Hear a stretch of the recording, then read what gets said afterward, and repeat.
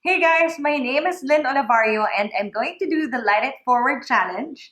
I was challenged by my very good friend Mav Gonzalez. So let's do this.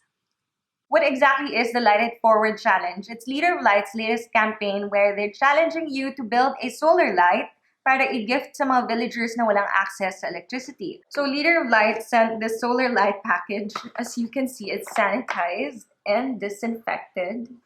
Parang taste ko in men, charot. Gawin na natin to. Kung ano pang masabi ko. So, for the sake of transparency, daming alam. Meron silang tutorial na sinend para magawa ko to. Kailangan magawa ko to kasi nakakahiya naman kung hindi. Video pa tayo. Hindi ko rin magagawa. Kiki, do you wanna join me? Kiki, come here. Gagawa tayo ng light. Hindi kasi nagpadala sa Leader of Light ng jowa para tulungan akong gawin. Galit, demanding. Shocks, parang ang daming nangyayari. Sure ka ba? Sure ka ba kaya? May game. May numbering. May numbering portion. So, wait lang guys. Panoorin ko na. Loosen daw the screws. How I may takip. Sure ba ako sa ginagawa? Tinatanggal lang pala siya. Push natin yan.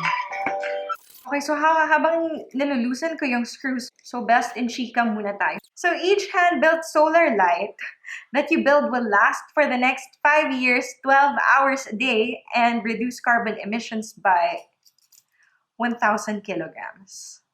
At alam niyo ba na may 20 million Filipinos pa na still living without light? O wala silang ilaw. 20 million? Ang dami nun ha. So kahit na pandemic, syempre, kailangan tinutulungan din natin sila magkaroon ng access to light. Hence, this challenge. Mamaya na tayo chumika ulit. Sa isa lang. Hindi kaya ng powers. Kiki! Need moral support!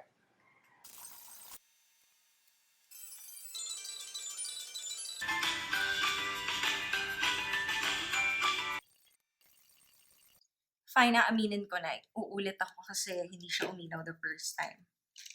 Feeling ko nahalo-halo ko yung mga...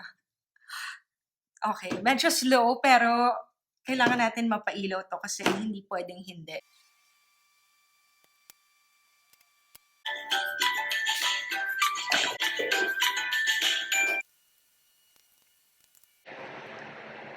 Second attempt. Light It Forward Challenge is a success. And if you're wondering how much this unit costs $1,670. Saan mo mapupunta if you build a solar light? Saan siya mapupunta? The lights you assemble will go to the coffee farmers whose families still don't have access to electricity. And if you want to help out, all you have to do is just message Leader of Light on their Instagram and Facebook accounts. And now I'm inviting you to do the same. It's simple. Just build the light and light it forward for others.